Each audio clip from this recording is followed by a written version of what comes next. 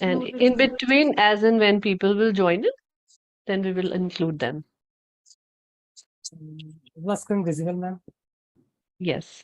Ma'am, I just want to tell one thing. Since I have missed the previous classes, I have no clue about this class. So Yeah. I don't know. So I'll be a participant this time, I guess. No worries. No problem. Thank you so much. So just to give you a little gist, Shamishta, we did a topic called performance management system. So we talked about different methodologies and different types of methods that we use for performance management system in the class, in the corporates, right, during the appraisal time. Now, one of the system, I did not brief, I just gave a very brief idea about it, and I asked everybody to present that particular thing. So they have all have created on similar topic, which is balance scorecard. All of them are going to present it. So you will get a better idea of this one, and then rest of the other topic you can maybe go through the YouTube video. In case you have some problems from any doubts, just let me know. Sure. Thank you so much, ma'am. Yeah. Yes, Anjanji, please start. Yeah. So I'll be on mute. Yeah, you can start. Good evening, everyone. Thank you, ma'am, for giving me this opportunity to present on this topic, balance scorecard. So basically the balance scorecard is a strategic management. It is called a performance metric tool or identify to improve the various internal business functions or external outcomes. So it is used to measure, provide feedback to the organization, and is common among companies. So there are some countries like United States, like in the United Kingdom, Japan, and Europe follow these strategies and these practices. So the concept basically was first introduced by David Norton in 1992 and Robert Culpin, who took previous metric performance measures and adapted them to include non-financial information also. So the method of balance scorecard is the balance scorecard method translates organizations strategy into performance objectives. That's there are few steps we can use: measures, objectives, measures, targets, and initiatives taken by the organizations. It is based on 4 balanced perspectives. First is financial, second is customer, third is internal processes, and learning and growth is the method of a balanced scorecard. So these perspectives are linked together with the concept. The company involves several steps. These are the parameters that companies development process of balanced scorecard is involves several steps like establishing a clear vision to their employees and defining their strategic objectives, determining the vision of the future, and critical success factors are choosing indicators to measure and monitor performance, to setting goals, action plans, and initiatives also. So the objectives and parameters of the balanced scorecard. So the balanced scorecard focus on the 4 main areas of a business, that is financial, customer, internal processes, and learning and growth. For each perspective of the balanced scorecard, 4 things are monitored. That is major objectives to be achieved. For example, profitable growth, and measures if the observable parameters that will be used to measure progress towards reaching the objective. So the main vision is to reach the objectives, because the common goal of the every department in the organization. So what are the vision and how they can achieve that, how they can achieve the objectives to reach the organization to the higher level. So the targets, the specific goals must be achieved in order to realize the objective. Initiatives, specific action must be taken to achieve the objectives. So means day-to-day strategic changes. If their team faces any issues, so they can take initiatives, they can change the plans, so they can fulfill that objectives. And the third thing is advantages and disadvantages of the balanced scorecard. So some of the advantages of the balanced scorecard is it gives a clear picture of the strategy.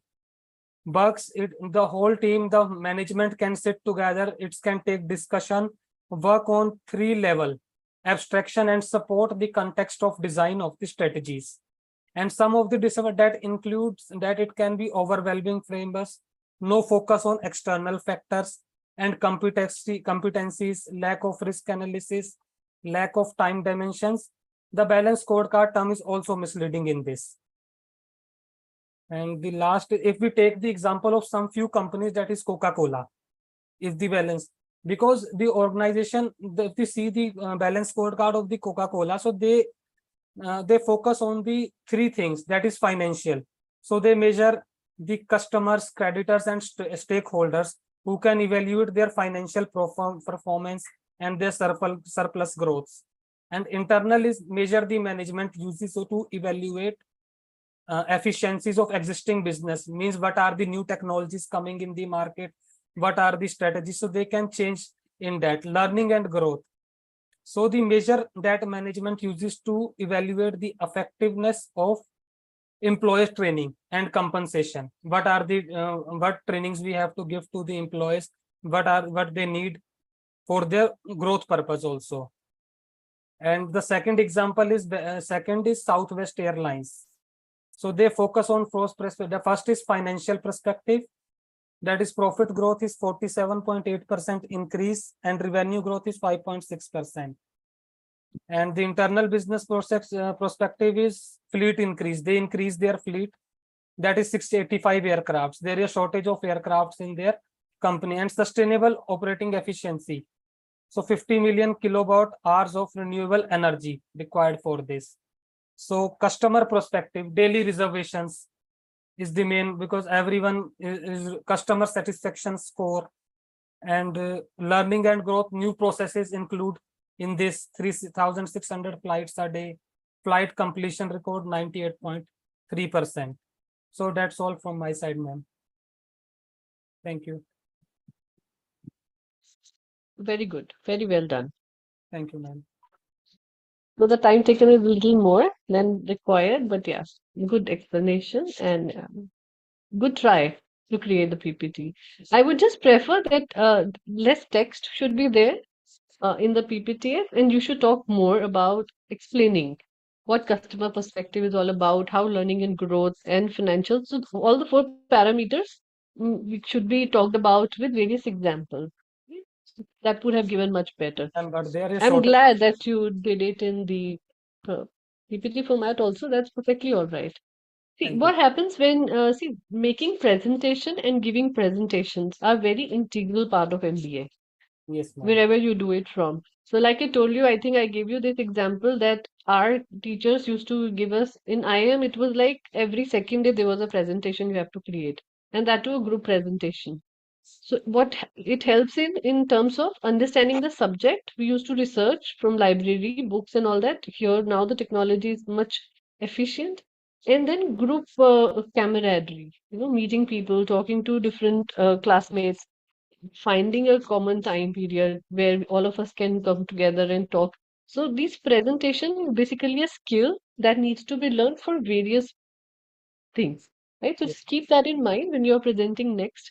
Uh, we will give I think every other class is going to be this only, a presentation on the topic. So I'm glad that we started with this at least. Good try and good job done. Thank you. All right, so Vedi, you're ready? Ma'am, I would request the other person to start because I am trying to connect my computer, my laptop, and it's not happening. I mean, Okay. it's slow, it seems. So I'll take Sure. sorry. No problems. Sushma, Dheeraj, anyone else who is ready with their presentation? I will start, ma'am. Just a minute. Sure.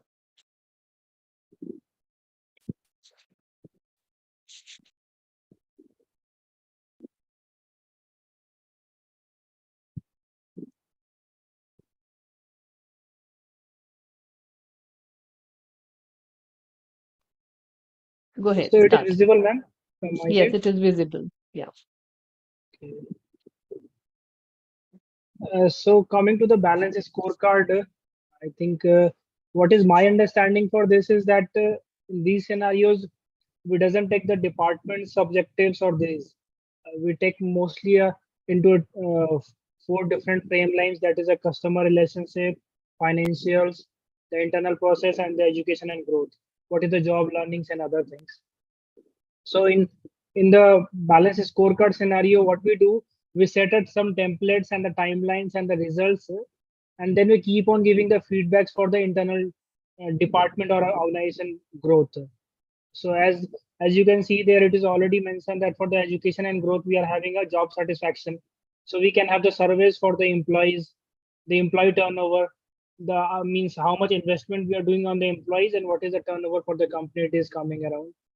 Regarding the internal processes, how much activities per function is there and all. The customer satisfaction we can rate in different activities.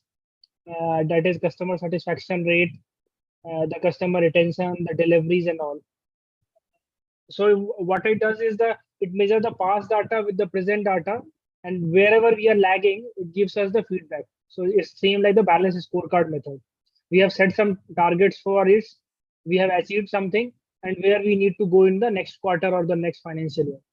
So this way it keeps on going for cycle after cycle for the company growth and all the future plans. And it is not more centric about the department growths and all. The more these 4 activities which I'm sharing, these are the major things which are being looked upon. Anything in this slide, or should I go to the next slide? Please carry on. And regarding the pros and the cons for this, for the balance scorecard method, that here the pros, we are having the clear presentation of the strategy. So what are the 4 major activities as we discussed in the last slide, and what we are targeting to go ahead. So that is the clear representation is there. Goals and visions can be translated into figures and numbers. So suppose we have fixed the target that we want to get the customer rating of 8 or 9. So that can be figure it out that for our company to become successful, we need a rating of at least 8.5, 9. Numerical numbers can come across that. And it is also flexible to use and customizable. So as per the company requirement and the company plan and the timelines, we can reduce it, change it, or modify it based on our requirement. So that is the other advantage for this. And even the non-monetary perspectives, even it's not only about the financials which we are discussing. Suppose the employee learnings and the growth is, so that is not a monetary perspective, but that can give to the results at the latter stage of the time.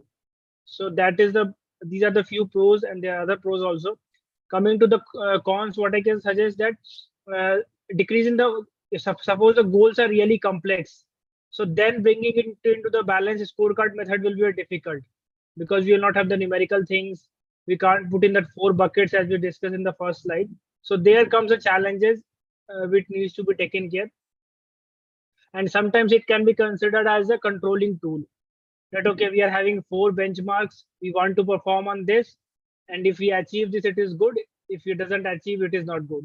So there it might be considered as a controlling tool on this. And the time, risk, and opportunities which is not being considered over here. So that is also a point for the cons portion. Can I go to the next slide on this? Yes, please. And so I have taken example also for the LSU College of Engineering in USA. So what has happened in 2015, they have put a 5-year strategic plan over there for their growth and the development. So they have put up a scorecard driven management process to formulate the strategies for this. So what has happened ultimately, if you see the results at the end, it has in 5 years timelines, the enrollment for the colleges have increased by 41%. That is at twice the national average. And the LSU now is the, yeah. Sorry. Okay. And now LSU is the 5th largest growing engineering college in the United States. So this is one of the example where we can see the implementation benefit of the balance scorecard. So this way it can be done. So this is all from my side. Any questions or anything? You've not created the box for balance scorecard, all the 4 parameters? It is Go there back in to the the first slide. Yeah, it is there. Customer relationships, financials, education growth, and internal processes. Okay. And what kind of examples you would give? Suppose you have to create a balance scorecard for any organization or maybe for your department. What will you write in customer? Just tell me one point. What will you write in customer relationships? So customer relationship we can put as a customer ratings. Suppose we are getting the customer feedback, how they rate us. We can Okay. give in the numerical numbers also, starting from 5 to 10 or something like that.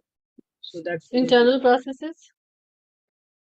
internal processes means how the processes are being aligned for the similar set of activities. What are the number of processes we are using it?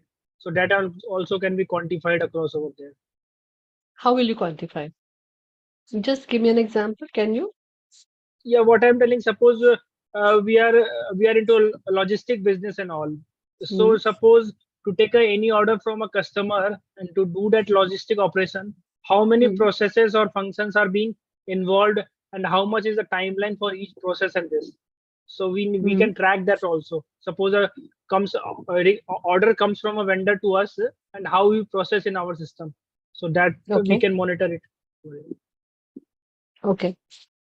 Right. Fine. Financial and education growth is okay. Sure. Thank you so much, Dheeraj. Good job done. Yeah, very brief and precise. I like the idea of pros and cons with this. I would have loved if you had given more example in terms of how you can write down Yeah, the okay. financial, the education and growth. See, the idea of this class is that I am not taking this subject, you are taking this particular subject, right? So take it from the point of view that anybody who is an audience. So, for example, Sharmishta is joining this class for the first time. So whether Sharmishta could understand everything in balance scorecard or not, Yeah, right? That's the goal. understood. Okay, thank you so much. Vedi, you're ready now? Or Sushma, any one of you? Hello, good evening, ma'am. Good evening, Can I Sushma. give the presentation through my mobile itself because the presentation is not opening in my laptop. You can send If it I to can, any one of them and they can operate, or you can send it to me. I will start showcasing from here. no, I will share it from my mobile itself. Is that fine? Is that okay? Yeah, yeah, mobile is okay. Yeah, okay, thank you. Then I'll start just 1 minute. Sure. You have to complete another topic, L&D.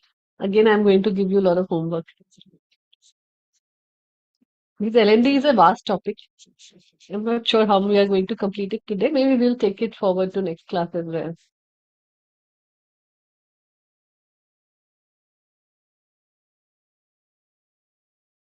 So, Shamishta, what do you do? I think we are meeting for the first time, so I'm not. Yeah, that is true. We are meeting for the first Yeah. time. Well, I'm a town planner by profession. So, Sorry, you are what? I could not hear it. a town planner. Account planner. Okay, great. So we're kind of planning towns, and Oh, recently, I had it is still going on. We're trying to develop Tripura tourism. wow. So we got a project in Tripura under Tourism Directorate, and we are planning and designing the areas in Tripura which can be potential tourism. And there is Wonderful. nothing, so it is a very virgin place. People go Yeah. there where there is no washroom, no connectivity, nothing. So we are kind of preparing it as a tourism hub. Oh, So, great. and right now from Tripura, I've come to Chennai. Mm-hmm. Right now, I'm in Chennai, my office guest house, and we're working on mega streets. So Chennai the Greater Chennai Corporation has taken a project under World Bank funded ideally for improving the Chennai roads with the pedestrian pathways and cycle tracks and all that. Those are the components. So now Lovely. I'm there as a social and environment safeguard consultant Oh, great. for my Lovely firm. So experience. working on that. Very nice. So you are an architect by profession? No, I'm a No. Okay. geographer. Okay. Planner. Perfect. And which specialization have you taken? I have taken General management. advanced. Yeah, General advanced. management. Okay. Great. Fantastic. Thank you. Sushma, Vedahi, any one of you if ready? Yes, ma'am, I'm sharing my screen. Yes, please.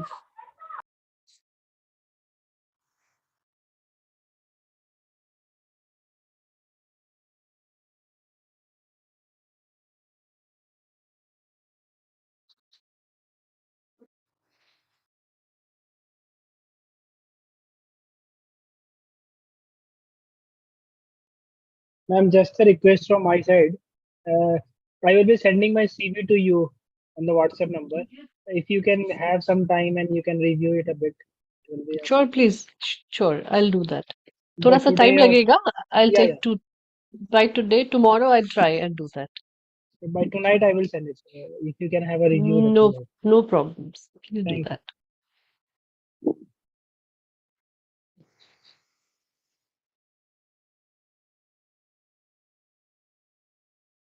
And that's the one who creates a lot of noise.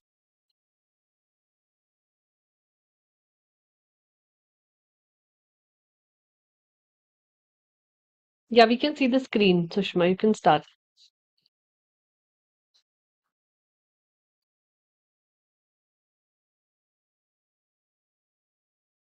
You're on mute, so I guess we can't hear you.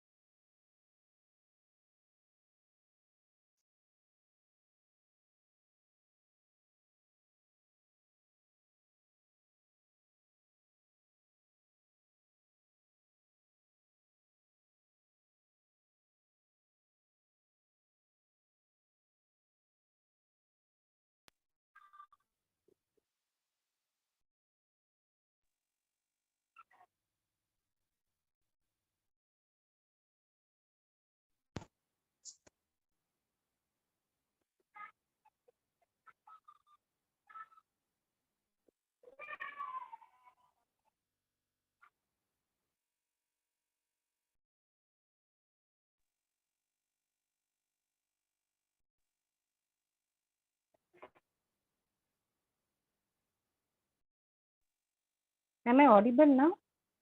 You're audible, but we can't see your screen now. Ma'am, just when I start sharing my screen, I'm not able to unmute myself. And when I stop, it's getting. Let me try once again. No worries, you can share the screen. I mean, you can send the PPT to us in the group. I'll start from here, not an issue. Okay, ma'am. Okay. Sure. That will make it faster.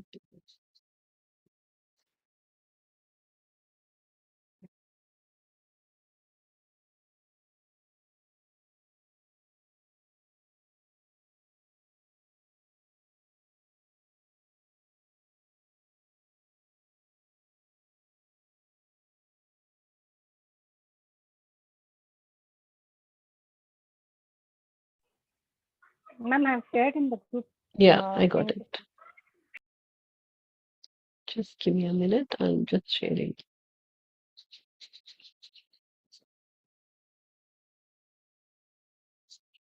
Yeah, you can see that? Yeah, yes, ma'am. Okay, so you can start now. First of all, I thank you for the opportunity given for me to present on the specified topic, balance scorecard.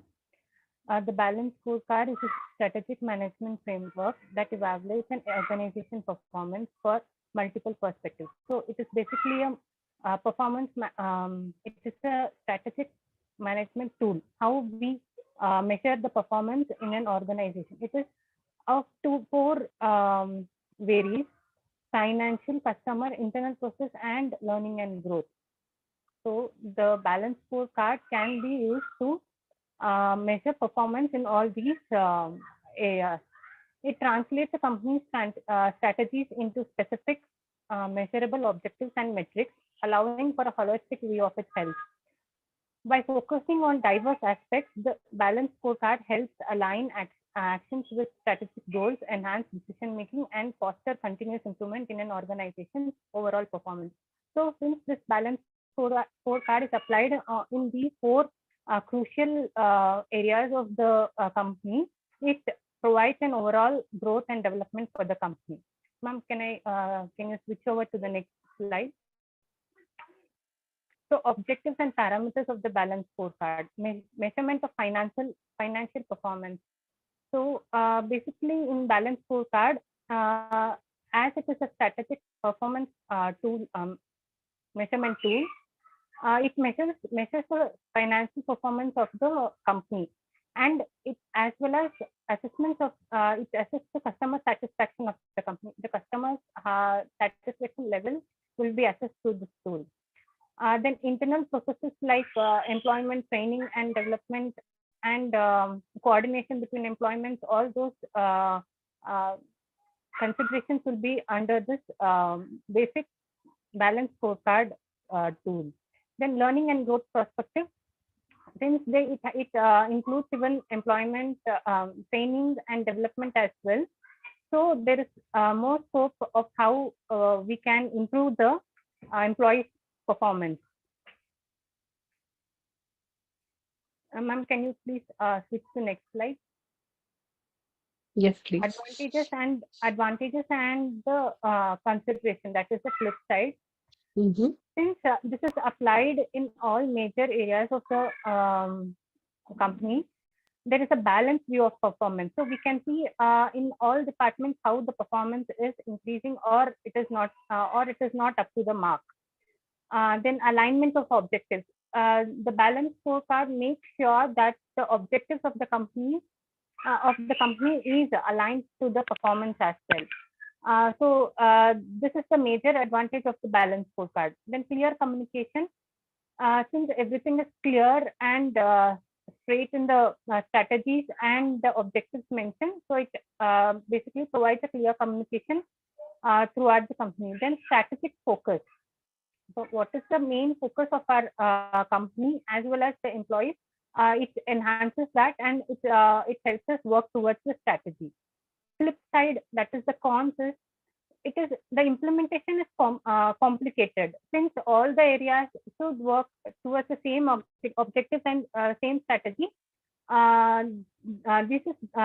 This complication can be faced. Then possible of data overload, since many things are to be taken into consideration and to be processed and to be put into implementation. So that may cause a data overload.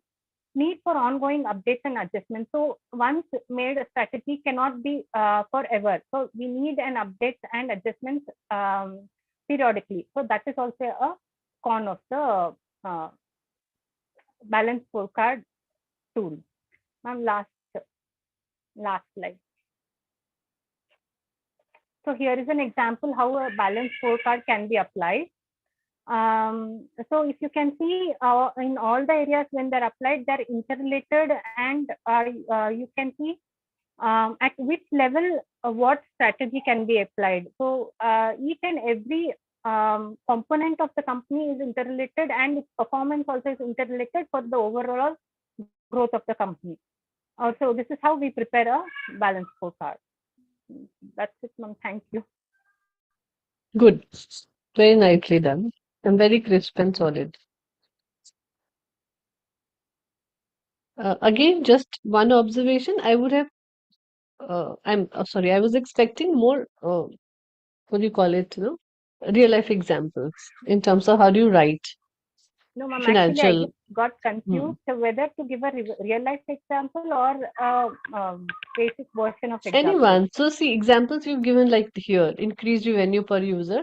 So we could have just translated into from a company point of view or maybe a departmental point of view. So suppose, see, for sales, financial figures are very easy to take out. But what about HR department? What about logistics department, right? So just one or two examples so that you could understand it better and other people who are listening to also can understand it a little better, right? Just from that perspective. Because customers, internal process and organizational capacity or learning and growth is still easy for every department. It's just the financial thing which takes a little time when we are actually designing balance scorecard for the entire organization, for the departments who are not bringing revenues directly. Yeah. Otherwise, it's good. I like it. Okay. Thank you. Good job done. Thank you so much. Ready? You are ready? Or you are going to take time?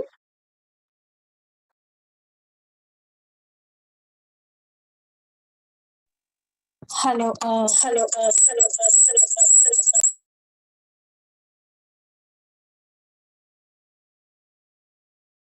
Too much echo.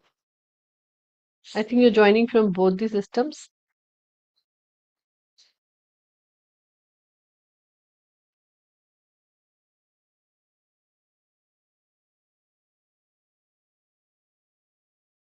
Should we wait for you or should I start the class? Otherwise, it will get very late.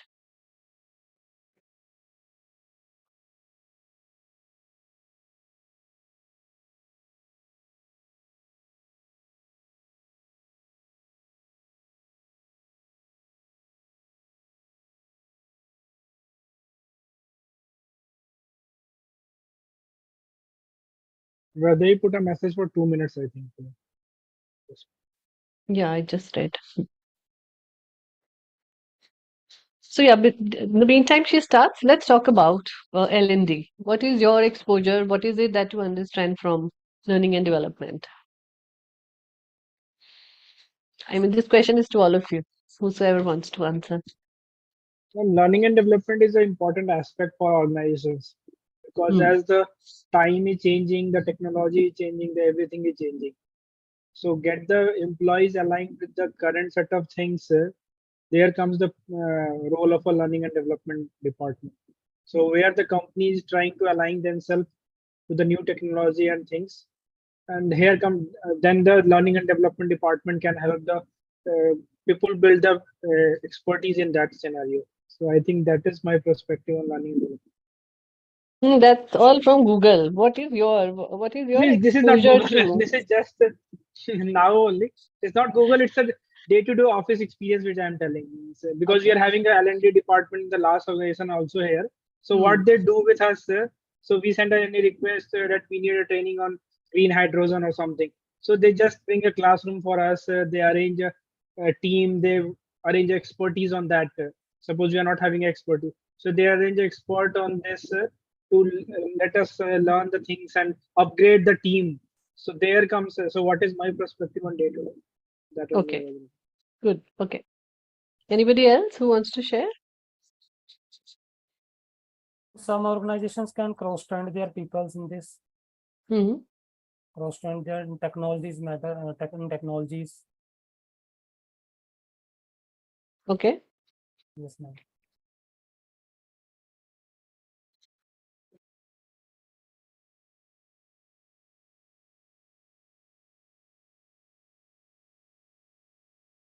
No, we can't unmute you. This is from your own system, Vaidehi, so you have to do it.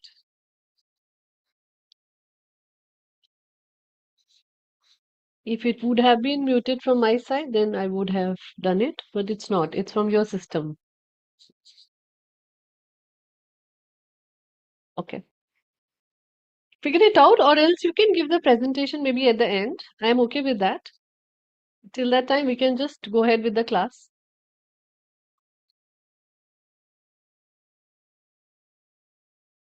Okay, perfect. Yeah, in the meantime, you can figure it out and you can listen to the classes there. I'll just share my PPT. So yeah, Shamishta, what's your take on learning and development?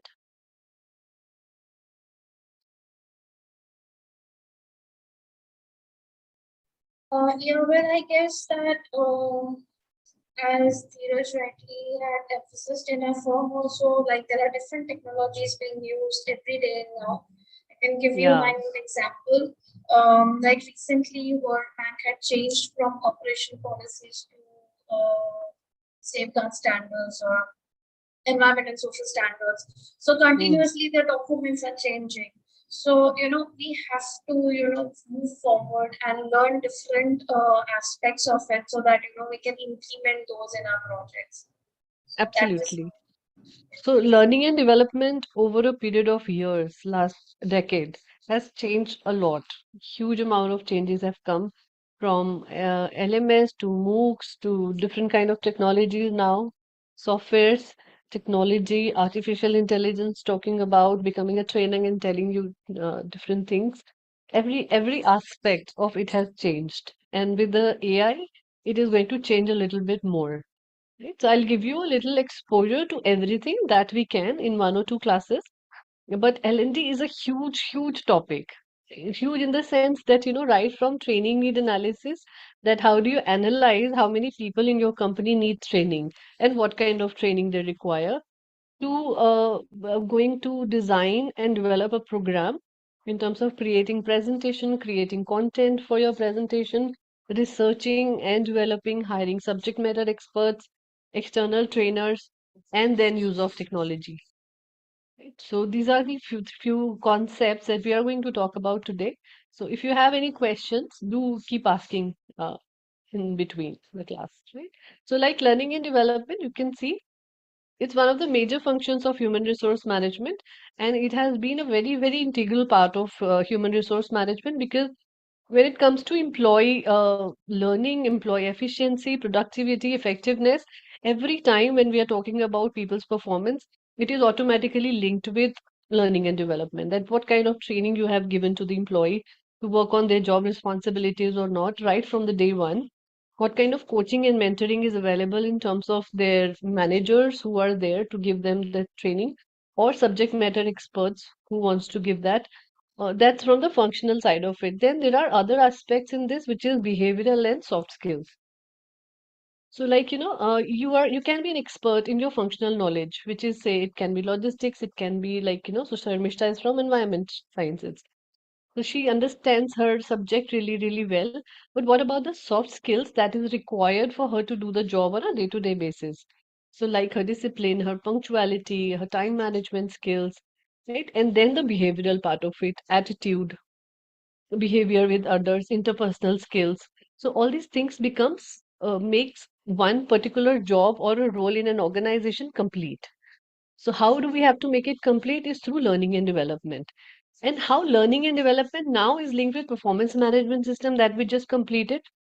Any ideas on that? Any thoughts on that? Some of that portion you shared today in balance scorecard also. We talked about one parameter, which is learning and growth. Yeah. So how these two things are linked? We talked about it in our class also. Ma'am, first we think the measure the performance of the employees in this thing. In learning and growth, performance is the main aspect because it gives the overview of the employee to the management.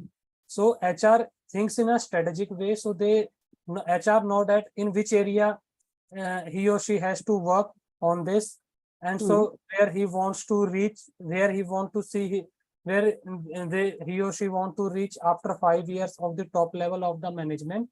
So in this learning and development, performance management of the performance of the employee plays a very major role in learning and development, because the performance is gives only overview of the employee about the behavior, about his behavior, about his personality, or you can say about the work performance. In learning. So HR can judge on these three parameters in learning and development of the organization. Okay.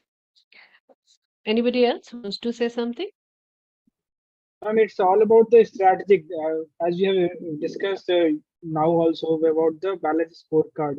So there, as a bigger perspective, it's about the company goal and perspective. So where the company is thinking, and then there comes the L&D, what we have discussed now also. Now the L&D and the HR role is to get the people aligned and upgraded in line with the company's strategic goals. So then only we can Very get true. else Very you will true. not be able to Good. get the results.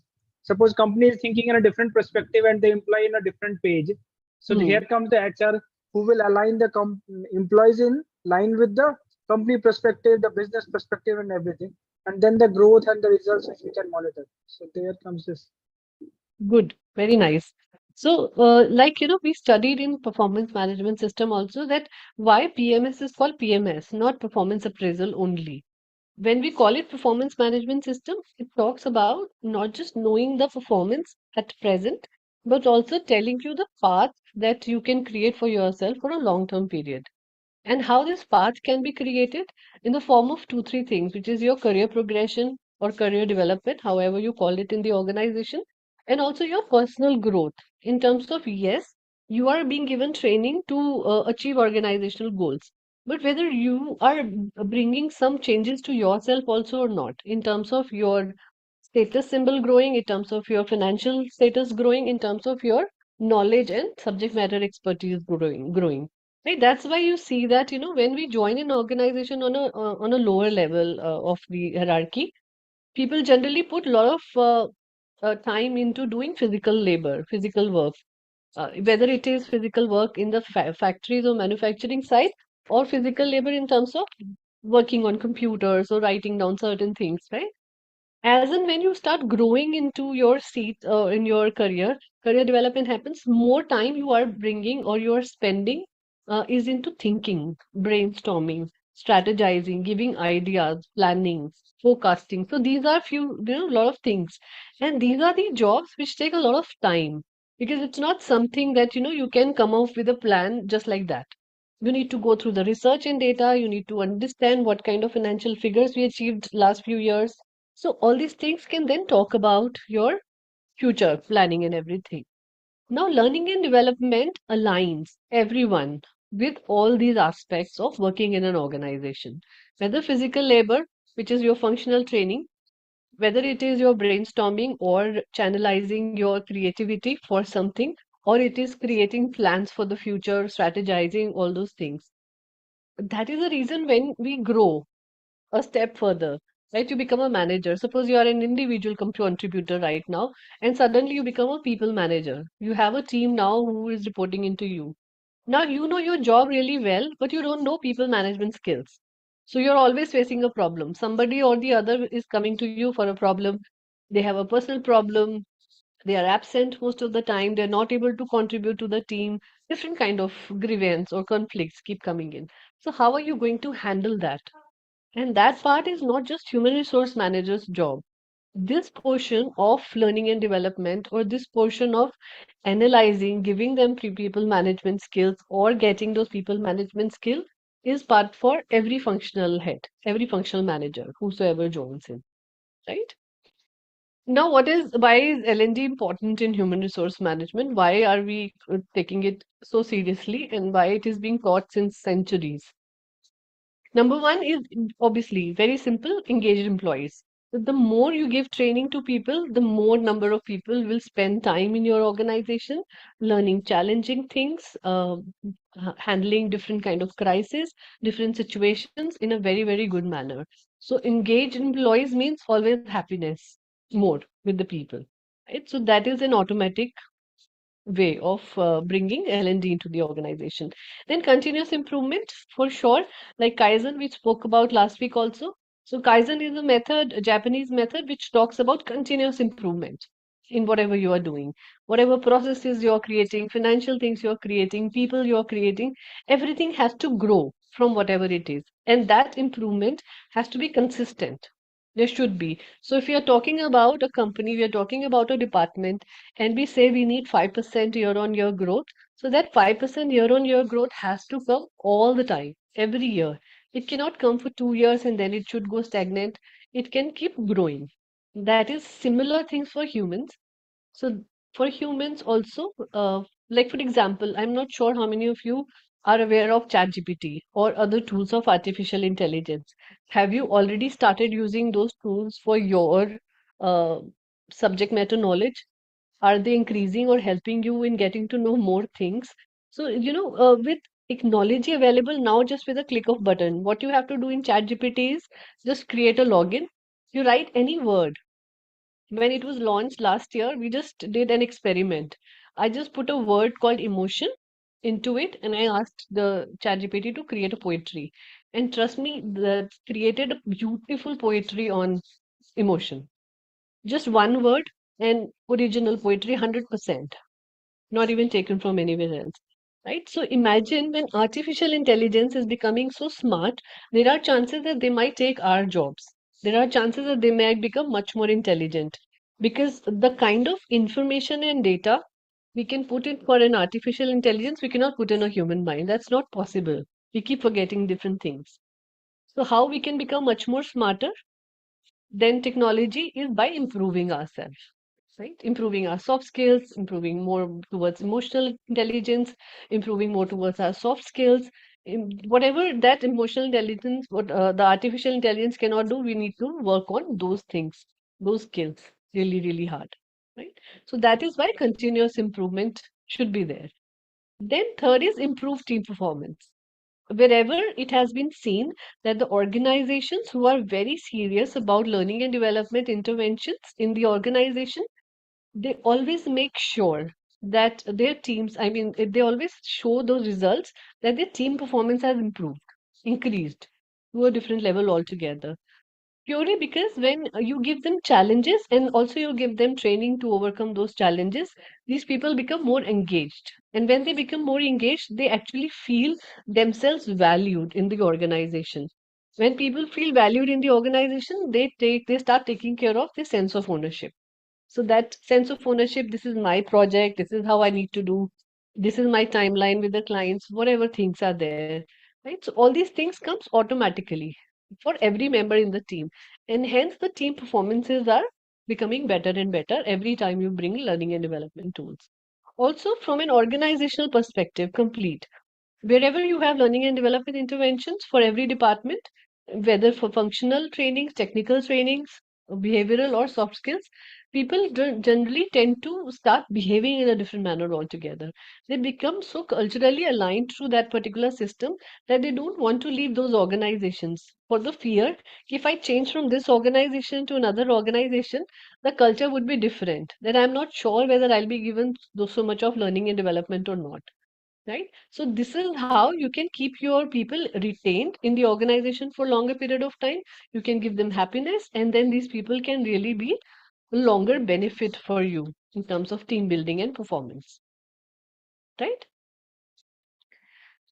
Then latest tools and technologies. So I don't want to go into the MBA wala thing that we generally teach in learning and development, because MBA books still talk about the old methods, right? So I didn't want to bring that PPT. So I wanted to give you a little idea about what are the latest tools and technologies that we are using now in learning and development. If we are creating a training program, what are the things that you can really bring in? So number one is micro learning. So what is micro learning? Any thoughts? Ma'am जो चीजें है थोड़ा जो employees वगैरह हैं वो उस चीज को जल्दी ग्रैब कर पाए, मतलब एकदम नहीं कि आप एडवांस लेवल पे चले जाओ, थोड़ा बेसिक फिर इंटरमीडिएट फिर एडवांस फिर एक्सपर्ट लेवल पे जाओ, मतलब आपको ग्रास रूट लेवल से उनके साथ काम करना पड़ेगा बिल्कुल। Absolutely. So micro learning, like the name suggests, micro, that it has to come in a very small formats, capsule formats. As much as you want to give learning to somebody, don't bombard them with content, don't bombard them with information. So, for example, I'll give you a very classic example of this. You see reels on Facebook or Instagram. You must have seen, right? All of you, different reels, right? So, for example, now you want to search on a reel, or you just search for one topic. Let's say, for an example, a beauty product, right? How to take care of your skin. That's it, simple. You click on one particular reel related to that topic, your entire Instagram will start showing you that. Right? Now, every reel is different from the another. The content in every reel is very different. Somebody would say massage in this format so you can really take care of your skin. Some would say produce this product. That ways you can really take care of your skin. So we are bombarded with different kind of information, so much of data. Free of cost it is available. But how much it is useful for me? How I choose that it is useful for me or not. So, for this perspective, what we do as a learning and development professional, we create micro learning capsules purely. We create these capsules, it can be in the format of what do you call it? A Coursera, institutes like Coursera, where the everything is pre-decided. These are the topics. This is how the learning will happen. It's a self-paced learning. Whenever you want to take it, you can take it. So similar kind of things we design for the organization, and we call it LMS, which is Learning Management System. right? So this is one tool that can be created. LMS can actually give a lot of micro learning to people because you can just pick up one particular topic for a day and you can grasp it. You have time to go through it in details. You can really learn about it, and the chances of that micro learning can happen in any format. Right? So another example of this is Twitter. So Twitter is what? Micro learning tool, because it can just allow you, earlier when it was launched, it used to just allow 140 characters to write a tweet, right? Now it has still increased to 280, right? So in 280 words, you have to write something about something. That's called bite-sized learning. Right? Here, the major portion in micro learning is that your topic, whatever you are doing, whatever content you are using, has to be that engaging that in just 2 minutes time, in just 5 minutes time, or when you're writing in 280 characters, you need to engage your people so well. Right? That is the reason why I give you the example of reels, that successful influencers or successful people who have created good reels are really, really intelligent people who have used this content at a very different level altogether. Just go through the reel and you will see their content is so much different from other people who are showing it. In just a minute's time, not even a minute, 35 seconds, 40 seconds is what a reel is all about generally. So in 35, 40 seconds, you are glued to the screen. You are actually hearing them and you start using those tips also for yourself. Whether it is for weight loss, it is for beautifying yourself, whether it is for subject matter related things, it can be anything. So micro learning has become a very, very integral part of us. It's just that we don't see it in the way that we need to do. Right? Then are the AI powered learning platforms. Now, AI powered learning platforms, there are many. Thousands of, after ChatGPT and before ChatGPT also, there are other companies who started producing their own smart AIs into this system. And what these AI powered learning platform do is you have a robot who talks about different subjects. You just have to choose and pick up a subject and it will talk about it. In fact, this presentation of on there is a tool called Gamma. So Gamma is an AI tool. It creates PPT automatically. You want to try? Just put balance scorecard, go to Gamma, create your account, put balance scorecard, and it will create 30 slides, 40 slides, 50 slides presentation for you. You just have to then edit it, keeping in mind what kind of audience you are going to handle, what kind of people you are going to showcase this particular PPTs, and what kind of real life examples you want to put. So your brain is not going now into creating things. Your brain now is going into improving whatever is being in front of you. Right? A lot of search, a lot of things the AI is giving to you, and this is how you can really bring in their help into the system. For organizations also, a lot of IT organizations and large organizations have started using AI for giving trainings, because every time it is not possible to record a video or to create a content by people. So what they do is they start putting in all these again LMS systems, but more AI powered LMS system, and then LMS systems start giving people that content and engaging content. You want to laugh, they will make you laugh. You want it humorous, they will make you humorous. So your engagement with that AI powered generated content is so high that again the topic you can understand in easy language.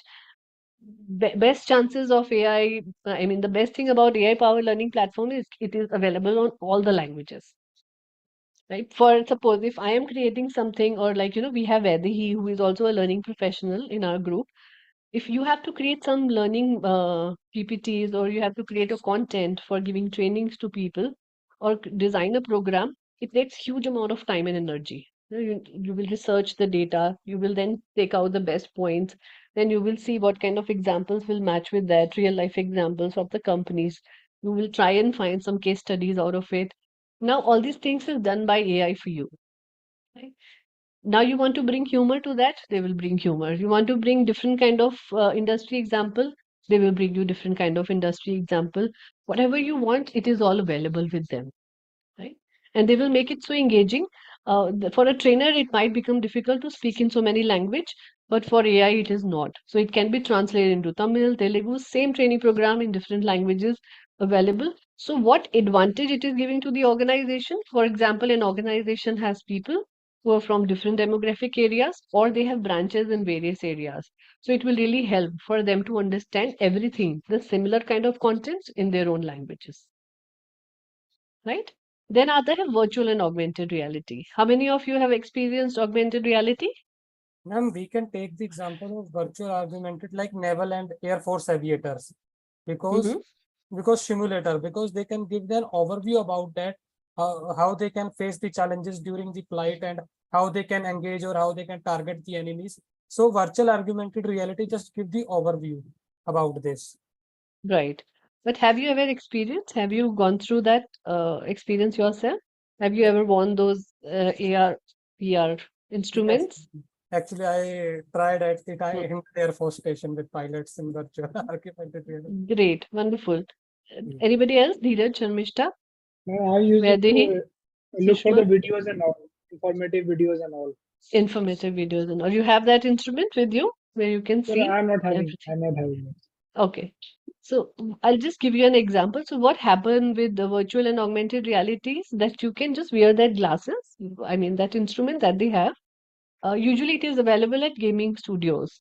If you plan to go to, I mean, you want to experiment it or you want to see how it looks like, any gaming studio will have that. Or all these places where you have uh, games available for kids, children. So then you have these particular things available. So now we have started using it for training in the sense that you wear this uh, thing and then you can experience in real life what how it's going to happen. So, for example, you want to showcase somebody that this is how the manufacturing unit look like, and you're sitting here in this room. You just wear those particular instrument. The video will play, but the video will play in such a manner in augmented reality with the tool with machine learning. They have created that you will feel that you are there in the real world studio. You can create your own avatar. You can see Sharmishta actually walking through the manufacturing industry. You can see, feel, touch, and everything. I mean, you can get that sensory explanation of everything while sitting just in a room. So it is what augmented reality and virtual reality has made it capable of. So now you don't really have to worry about whether people will be able to understand different situations and circumstances or difficult customer or different kind of things for manufacturing or difficult machinery to understand with the help of virtual and augmented reality while sitting in a classroom or sitting in single room here with your own computer and mobile phone. You can actually experience everything, and then learning can actually take place in real life kind of a scenario, giving you that much of engagement. So this is how this particular tool has actually changed the way learning and development is happening. Then social learning. Now social learning talks about totally the leveraging social networks and collaboration which can be done. Again, it's not really with the help of the technology or such things. You can do that as well. I mean, LMS can create that particular platform. But here, when we talk about social networks and collaboration, is from the sense of, say, LinkedIn has again a tool where you can actually learn. Now they have created this particular platform where you can just type a subject and they can start giving you different kind of articles available on that particular thing. So that's how you can leverage the power of social networking. That what are the things which is available related to you. Suppose there are 2,000 people in your network. Now in 2,000 people learn from different perspective altogether on LinkedIn. So you will be able to see what these people are actually going through, seeing, reading what kind of article, so that you can, and because these are your industry mates, similar industry people, so you will get to know that, okay, from my industry perspective, from my functional perspective, this is what I should be getting to know more about. And that's how your learning will start happening through social learning and collaborations. Right? Twitter used to be like this also, a social networking platform. Very. I mean, I got to know a lot in last, I think I was the first one who started my Twitter account 2009. We were just 16, 17 people who started with Twitter. And you will not believe that different people sharing all across internationally on one particular topic on HR, they used to share their thoughts and everything. And just on a click of a button, you will see all the tweets. You can actually create a article out of it or an some content out of it, and you can get to know different perspective, different practices in various industries in HR and sitting across in just your mobile phone. Right? So similar thing is possible even now with various tools available. Now LinkedIn has also started. It's not just available in Twitter. The best part is that suppose you want to learn something about HR. So let's take an example of learning and development only. So you want to see what kind of learning and development tools are available in our industry, whatever industry you are in. Right? Say FMCG industry or something, you just put this particular search on Twitter, you will see internationally different kind of people who are working in FMCG and L&D sector and whatever practices they have shared. So you'll be able to see all those tweets. Similarly, in LinkedIn, you will be able to see all those articles which are talking about real life examples. So this is the way that social learning has actually created different kind of, a different way of learning and knowing what is going on. Or the only flip side of social learning is that you never know which is the right thing or which is wrong. There's no right and wrong as such, but what is more popular, what is not popular, what can really help you in terms of your own company culture and all. And you see a lot of forwards on WhatsApp. Not every forward is a real thing. So you never got to know that because of social learning, whatever data and information that is coming to you is actually true or not. So that's the only flip side. Rest everything, it's a very good learning tool. If you can leverage it to the maximum, you can really do that. So now some practical applications of L&D tools and technology. Number one is micro learning for sales training. Very, very possible to use it. Different kind of capsules you can create, different modules you can create for sales representative for the latest product features and sales techniques. So for example, you created smaller capsules. These are the product features and they can learn and grasp it in their own time. Then you create a separate capsule for sales technique. So this is how I'm going to go and talk about different kind of sales in the market. So this is how micro learning can be useful for that. How VR for safe can be used? It can be used for safety training. So they can put you into a difficult situation. Suppose a fire lag gayi hai aapki company ke andar, there is a huge fire. So how are you going to take care of that fire? What are the steps that you will have to do so that mock fire trainings can happen through VR simulations? When you're sitting here, you can still feel the fire. You can see where the water is. You can see where the sand buckets are. Where you can see where are the hose pipes. How are you going to use the different things and how you can take care of the fire in emergency situation. Third, social learning for knowledge sharing. So now how you can use this particular tool? So it can really allow you to share ideas and best practices like I've already told you. So because people are available on social networks from different background altogether, so you are easily able to see what kind of experiences they have gone through. So instead of your own experience, now you are learning from 20 different people from different kind of backgrounds and sharing the similar kind of best practices and ideas with you. Right? Got it? Any questions on this? And these are just examples. You can actually use these three tools in anywhere, wherever you want to. Then effective implementation of an L&D program. So now suppose you have designed a program. How are you going to implement it in the organization? So we have to develop a strategy. Whenever you have a training program that you have to deliver in your company or you have designed it yourself or with the help of other people in the company, now suppose your job is to then implement it. So how you are going to do it? Number one is create the strategy.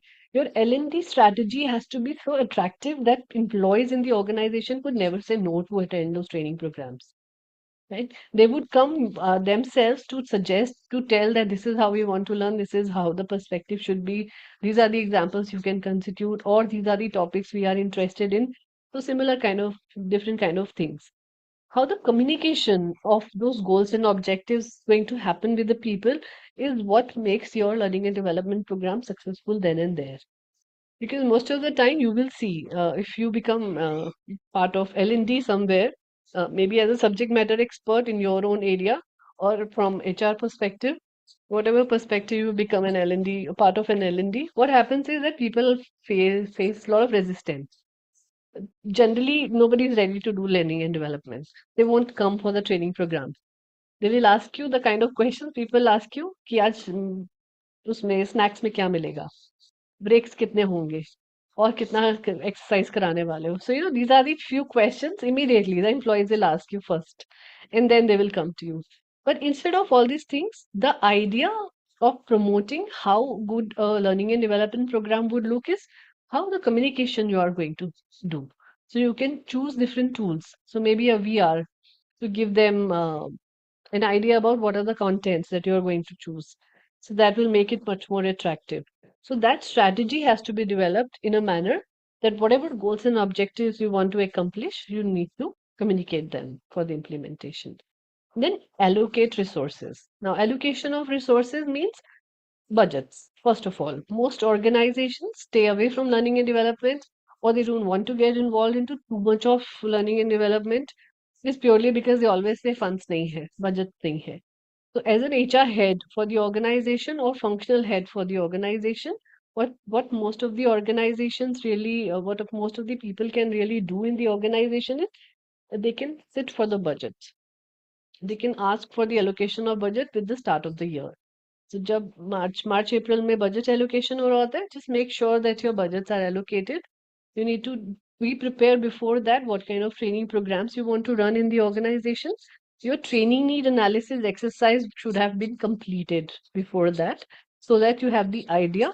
These are the topics. These are the number of employees who wants to attend these topics. And then this is the cost, roughly. You cannot give an accurate cost, but roughly this is the kind of budget. So for example, 5 lakhs for 3 departments is what budget allocation would say. Right? Similarly, technology, what kind of technology you are going to use, what are the tools, because some technology in some organizations may not be readily available. You might have to buy it. Or if you want to create a LMS system, you have to then you go for softwares which are readily available, or you want to customize that particular LMS for your own company. Yeah. And then personal in the sense people who are going to be utilized for the implementation of learning and development, because you as an individual not possible to reach out to everybody. Suppose it's a 1000 people company or 2000 people company, you cannot give allocation. I mean, you cannot really go to their level.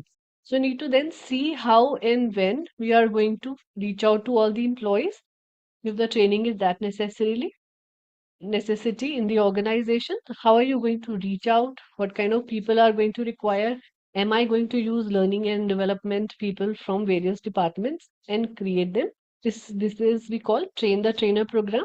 So you as a lead, you train them, and then these people will train their own teams and functions, and this is how this particular allocation of resources happen. Right? Then are the train leaders. So third major part is that all the leaders in the organization should be trained so that they can ensure that whatever part they are playing in the organization is actually being taken care of by them. Right? You don't really have to bother. You created the content, you designed the program, you gave them the tools and technology. Now it is their job to how to ensure that everybody in my department is being trained. The balanced scorecard system, which says about learning and growth, basically talks about this. As a leader in an organization or as a department head, what your job is. Anybody who is a team leader or a manager or a supervisor in a company, other than financial goals, processes setting, what is the third important goal for you? That the team under you should become a leader as well someday. So that's a very important tool, that your people are also growing. Your People- processes are growing, your revenues are growing, your people should also grow. Yes, Dheeraj, you want to say something? I was feeling that people management is a important vertical for a leader. Yes, so people management also, and people management ke alawa, as a leader, you need to incorporate more leader. You need to instill that value, that culture, that more leaders should be produced in the organization. See, if we keep away from what happens in organization today, unfortunately, is that people shy away from hiring more knowledgeable or intelligent people than themselves. Right? And it actually it does not really solve the problem for that. It actually creates a lot of problem for them. Because if you're not intelligent and you're not hiring too many intelligent people for your team, that means your organization is not going to grow after certain level. You will become stagnant. And there are so many examples of this available in the country. You will see our own organizations, a lot of people are not growing, and that what happens after that is either the company stops growing, they check out people, they don't know how to properly utilize the investors' money. Third, they don't know how to utilize the people in the right manner, right? Real life examples are edtech companies जो भी चल रही थी, all Byju's and an academy and all that thing. बहुत पैसा आ गया, funds आ गए, सब इन्वेस्टर्स ने इनके ऊपर डाल दिया, टेक्नोलॉजी इनके पास इतना अच्छा था, they could have reached out to people in such a manner that learning could have become much more better. But what happens ultimately? Learning could not reach people because their entire segment got changed from learning and development or providing learning and development to the right people to actually earning money. That's it. How they started behaving is very different. Imagine a rickshaw wala को पकड़ लिया and they used to tell that rickshaw wala कि आप अपनी बच्ची को school में नहीं पढ़ाई हो रही है because of COVID. So you get this person enrolled for Byju's. He got it done. उस टाइम आपने उनको वो दे दिया कि this is the discount you will get, this is the fees you will get, and all these things. Immediately after COVID got over, they increased the prices. And now poor rickshaw wala could not really pay the money. Now what happens? The money is not coming. They are putting pressure on those people. And this rickshawala is just real life example I'm giving. There are thousands of people they make fool of. And that is the reason why such a great company with such a good platform, with such good investors and funds, the company could not survive. Right? Look at the reality now. 3,000 people they checked out last year. Now the investors have backed out. Board of directors have resigned. All these things. So they could not really utilize that train the leaders. They could not utilize different tools and technology. They could not really put across their own goals and objectives in the right manner to reach the people to help them out to understand studies really well. Now, if you follow Jack Ma, the Alibaba, this. Yeah, So, what is his perspective is that he tried to recruit the people who are more intelligent than him. I mean, this is on records also in several of his yeah, interviews. And what he does is that he tells that once I'm having the money, I should get the right people. It's not that he's more knowledgeable to me because with my money he will resolve the problems and I will get more money. So the perspective absolutely. should be like that only. That if you hire a people, he can be more knowledgeable. He's having a more knowledge. I'm having the right set of money. The platform is with me, so he can definitely contribute, and together we can grow. I think that should be the mindset. Absolutely. Jack Ma has done really good job with Yeah, Alibaba. yeah. Yeah, He every time tells you that my role is just to put all the intelligent people in a room looking for a common vision. This is only my role. I am not the expert on everything and all the technology and everything. My role is just to put 10 talented people in a room and I should coordinate in between because putting all the talent in a room is also a difficult task. So he takes care of that thing only. So it's a real good story for us. absolutely. Good example, yes. Right? With And the in fact, they have example of created these stories also. So Jack Ma के receptionist की story is very popular. This girl joined as a receptionist and she wanted to leave the organization because she was not growing. And Jack Ma told her that, in few years' time, you will become a billionaire if you take these shares. So he gifted her some shares and then she became AVP in the organization. And the share value of obviously company has Alibaba has grown to different. And when she started selling because of some personal problems she was facing, she got really rich after selling those particular shares. So this is how this story is very popular. We generally use it as a case study. So from a receptionist to a AVP, she became a AVP customer service later on.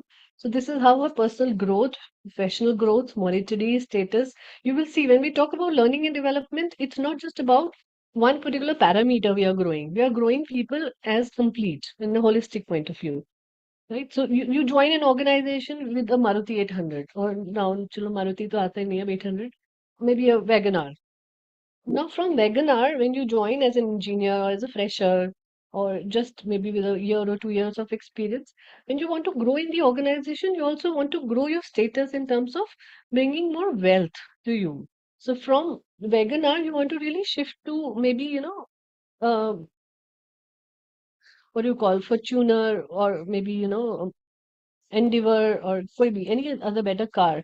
So that has an objective, not materialistically, but also learning side by side with your professional growth.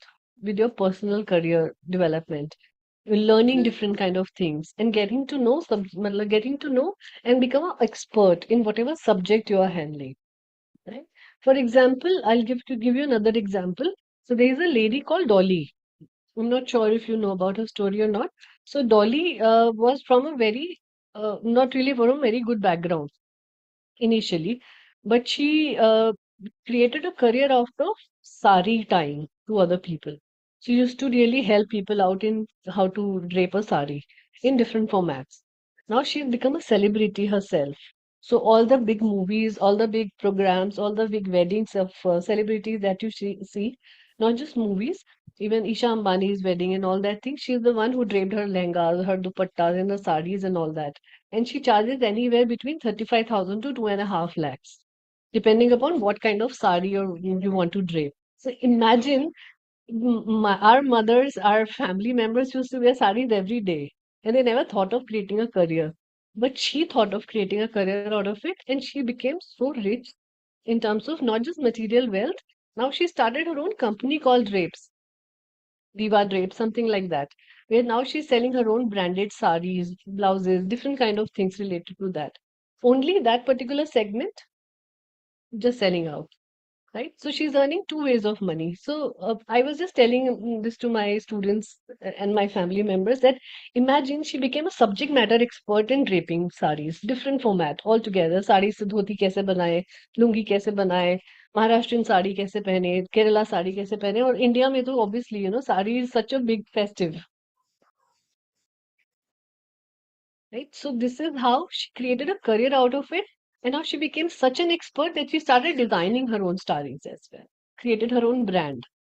One sari from her brand, I was just going through the website, is 12,500 rupees, 15,800 rupees. Imagine, so creating such a beautiful way of becoming an expert and creating wealth out of it. Right? So that's how you need to become. So even in HR, there are so many examples like that. Right? When we started our own consulting firms, there was nobody. Everybody told me that you are such a good salary, you're in a leadership position, you're earning this much, you are leaving your job at such a young age, in just 30 to 33 years, you're leaving your job. You might be able to reach 2, 3 crores rupees in few years and all those things, that kind of a package. People used to talk about all these things. But I said, I'm not getting satisfaction working for just one organization, helping one HR department grow. When I landed into MSME sector, so many companies in MSME sector, purely Lala culture, people were not really professional, and you have so much of way of bringing your expertise to them, and they would feel happy about it that in a less cost you are getting those services which you were not able to get. So this is how the perspective from the subject matter expertise that you have and how you want to utilize that subject matter expertise using different tools, technologies, becoming, taking, and HR gives you so much of platform, not just HR, I think every functions gives you so much of a platform that you can pick and choose different fields. You can choose learning and development out of HR to become a professional. You can choose payroll management to become a professional. Right? So similar things can happen in every other function. Right? Like, Sharmishta is an environment professional. Now, environment also, people are talking about sustainable energies, different ball game altogether. Then sustainable environment. Then SDGs, which is United Nations 20 pointers, 17 pointers. So those things are now being taught in the schools also. United Nations have created a program out of it. So how you're utilizing all these things right from the school so that people are becoming aware, not just about the subject they are learning, about the environmental as such, about the culture where you are, about the societies where they are being nurtured, right, being brought up. So this is how, when you start training leaders, when you start becoming leader yourself, you start getting to know about utilization of data, information, right tools, right information will reach you. Right? You just have to use your brain in understanding, is this right or is this wrong? Simple. And then you start utilizing that particular tool for your own help. Right? Sorry, Anjan, you were saying something and I cut you off because I was in the rhythm of talking that time. No, ma'am. You wanted to share some examples? No, ma'am. Okay, so now evaluating the effectiveness of learning and development. So suppose you have created a learning and development program, you delivered it also. It's been given to the people. Now, how will you check whether the people who attended the program has actually learned it or not? So there is a Kirkpatrick model, which is very, very popular. Kirkpatrick started this particular model, I don't know, 30 years back, he wrote about it. It's a 5 steps program, but out of those 5 steps, we use few in the organization and practical format. Right? So I'm just giving you this Kirkpatrick model. Next time ke liye research ka work. So you create a PPT. When we are going to create a PPT on learning and development, you are going to talk about Kirkpatrick effectiveness. Similar to Kirkpatrick model, there are 5 more methodologies to check whether the training program is effective or not, but they are not popularly used. And somewhere or the other, they were based on Kirkpatrick only, with 1 or 2 steps addition or 1 or 2 steps being taken away from it. So once if you have learned Kirkpatrick model in totality, you will be able to gauge out the other models as well. That particular thing, then I will give you in the next class once you will give presentation of Kirkpatrick model. Right? Now, how the effectiveness is being checked? The easiest way is employee feedback. Right? Then and there, immediate. So once you will get to know after your program has ended, you give them a feedback form usually. And because form creates a record, it can be an online format form or it can be a manual form, whatever way you want to use it, depending upon the receptivity and depending upon the kind of area you are in at that point of time. Collect the feedback, understand what is being told to you, whether your pedagogy was correct or not, whether the way you delivered the lecture or whatever topic you have been given, whether the use of tools and technology that you used were really good for people or not, or you could have used more tools and technologies, whether this could have gone into LMS system, micro learning platform. So complete feedback will come to you then and there, and not just then and there, then you create a way of mapping the feedback in 3 months time also. We call it 30, 60, 90. 30, 60, 90 is basically you take first feedback after 30 days, then after 60 days of from the learning, and then from the 90 days of learning. So 30, 60, 90 degree is a kind of a feedback that you can really implement anywhere. So usually we do it for 2 types of training. One is onboarding trainings. When the people are new, they joined your organization, you give them trainings on various things, their job responsibility, company methodologies, different tools and technologies they have to use in the company, whatever. So complete after onboarding, then you can start taking the feedbacks after 30 days, that whether the responsibilities you gave to them and the work that they have done in those 30 days is compatible or not. Are they on the track? What are the ways that you can change the track, or they need some training on certain topics, or they want some coaching and mentoring? They're not able to adjust to the culture. So you can get to know so many things. And similarly, so 30, 60, 90 with the perspective, generally most of the organization have 90 days of probation period, 3 months minimum. So 30, 60, 90 will give you a perspective in these 3 months time to take the review of the new employees and change. Be flexible towards whatever they are giving the feedback of, and also put them on the right track with an improvement plan so that they can also learn and improve themselves during that time. So after the probation, when they become full time or they become a complete permanent employee in the organization, they are able to engage more, they are able to deliver more in terms of their productivity and performance. Right? That's another way. Second way is assessment tools. Now, assessment tools are effectively available in the market, which the Kirkpatrick model is one I have spoken to you about. There are similar other tools. I'll give you the name in the group. All of you want to create PPTs or different methods, you can do that. I think that would be much more better and helpful.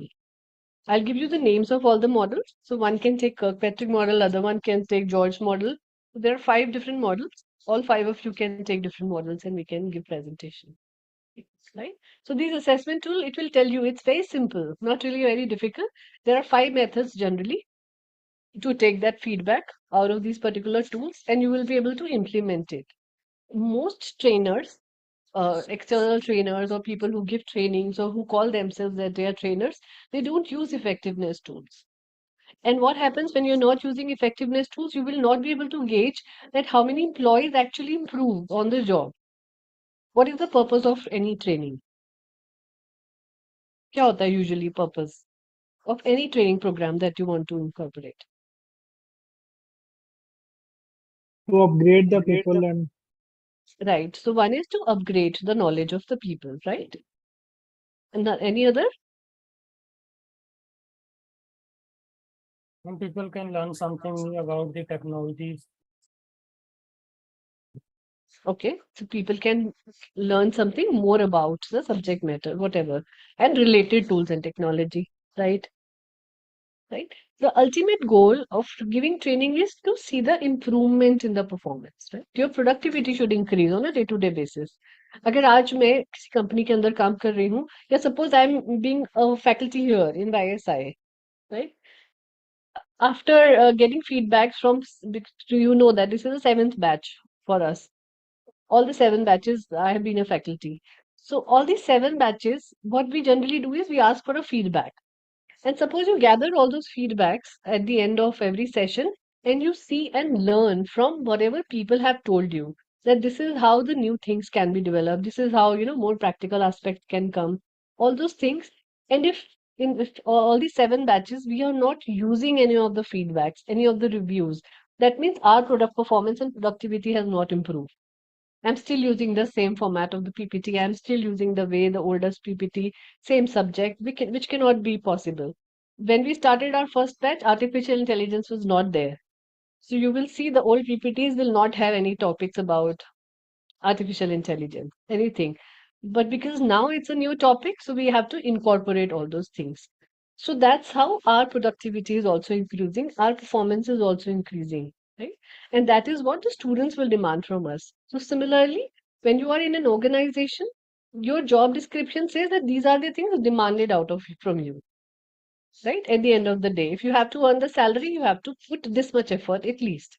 And if you're not putting your 100% effort, or even after putting your 100% effort, you're not getting productivity, that means something is lacking.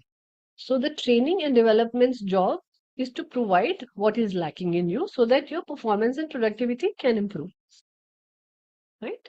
It can improve multifold and you become maybe from 5 scale, may if you're 1 or 2, you can become 5 or much more expert into that particular field. Then you can enrich, then you can become subject matter expert, you can become trainer on that subject. So many things can happen in that area. Right? So these assessment tools and effectiveness tools will help you gauge whatever you have learned. Are you able to put it on the job next day onwards itself? And who is actually looking at your performance in these next 6 months, 7 months, and whether you have improved or not? So this Kirkpatrick model and other models will tell you how step by step we can actually gauge that. And it's very easy, not really difficult to gauge, right?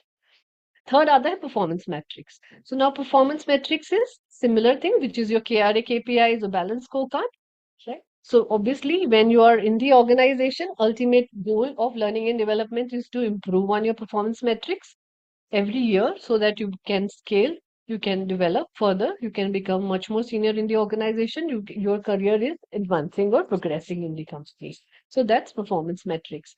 That is why I told you last week when we were doing performance management system that PMS and learning and development is like brother and sisters. It's like siblings. They go together all the time, always growing together, always happening together. One cannot work isolation. It has to always with both of them continuously growing and doing things in the organization together. Right? If the organization say we have a good pre-MS system, but we do not have learning and development, it cannot sustain, it cannot work that way. It has to has both the things together. Right? Then are there assessment and effectiveness methods for your training programs? This I have given to you to create a PPT on. I'll just give you an overview of that. This is very small.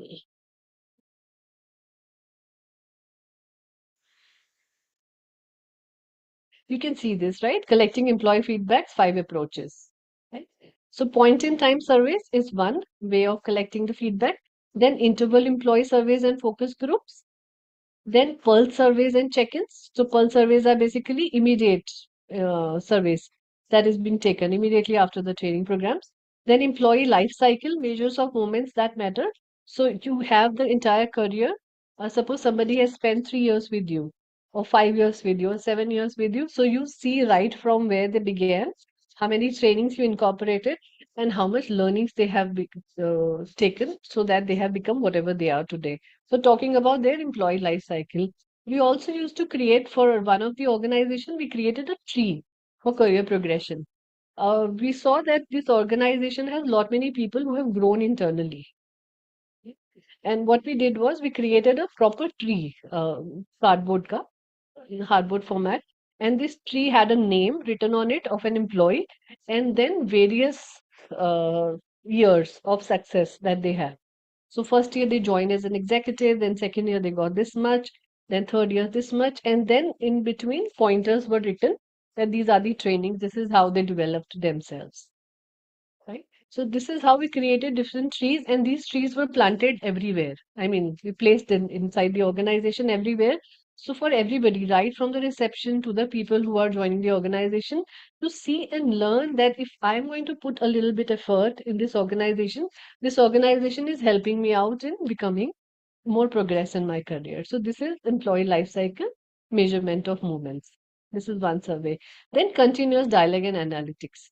Very importantly, for learning and development to work really, really effective is that your dialogue with your managers has to be very continuous.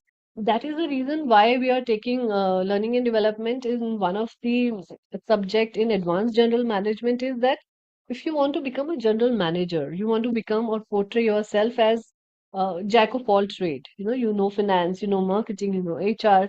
So learning and development becomes very integral part of whichever function you are in. Right? Whether you are in marketing, suppose you become a marketing manager, tomorrow you have your team of salespeople or marketing people. You need to train them on product knowledge. What are the features of this product? How are you going to go out and do sales? These are these few sales techniques that you need to learn. And industry to industry, sales techniques differ so much. Right? So you need to understand the grasp of it. If you're changing industry, what needs to be built in, what needs to be changed for your people. So this is how a learning continuous dialogue between both the employees and you should happen. Right? So that you can become flexible, so that you can bring different changes, so that you can incorporate their feedbacks into the system. Right? Then have benefits. So simple benefits for employees and for organization. For employees, the benefit is basically they are getting career development opportunities, like we have already spoken so much about. Your job satisfaction and motivation increases, right?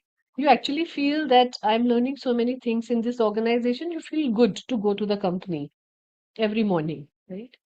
And obviously that motivation is always there.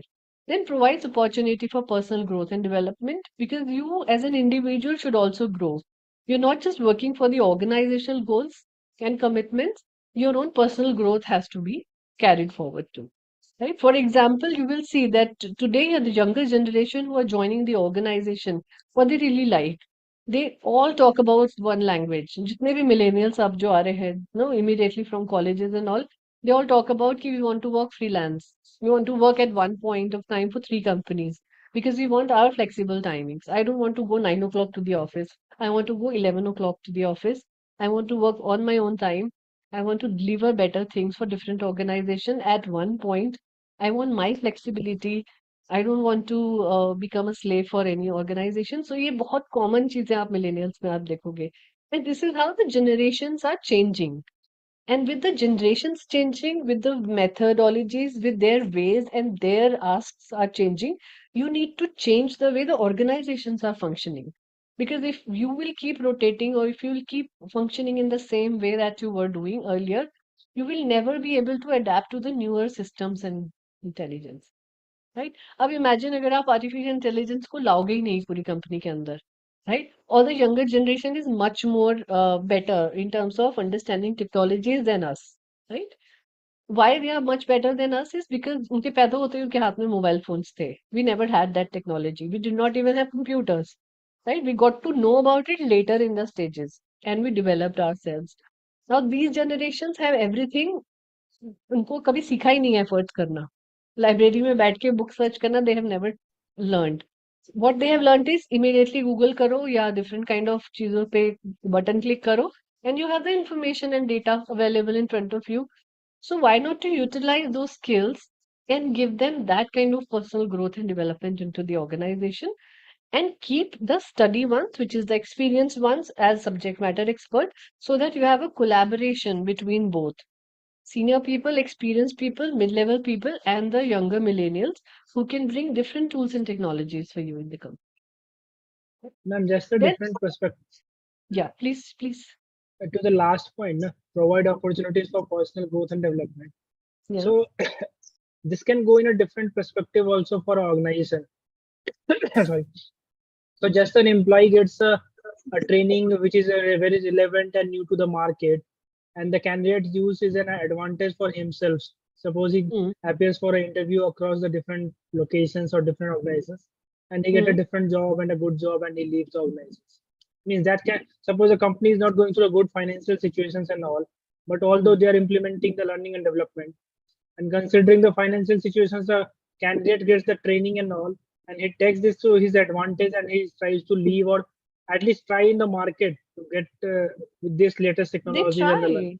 try. Yeah, today people are really changing. I mean, you will see that the number of years our parents stuck to a job is very different from how we stuck to a job. We did not stay in the company for more than 2 years, 3 years, 4 years maximum, right?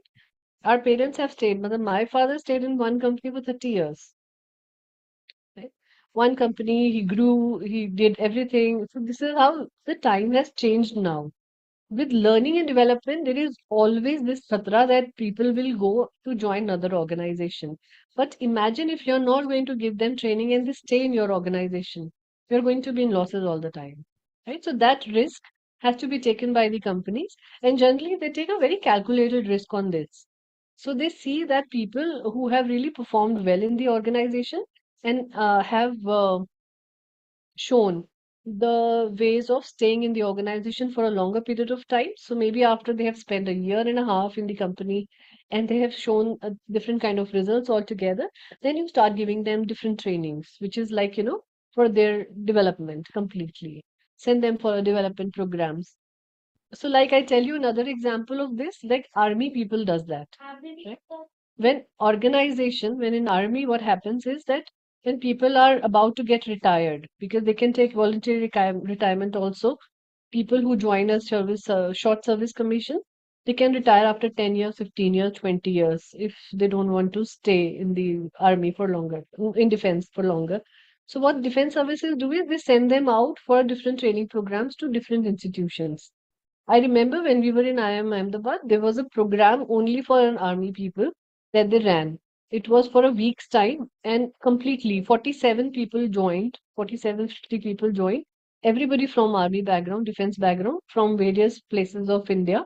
And they were given trainings on, uh, I think they joined for administration and advanced human resource management only.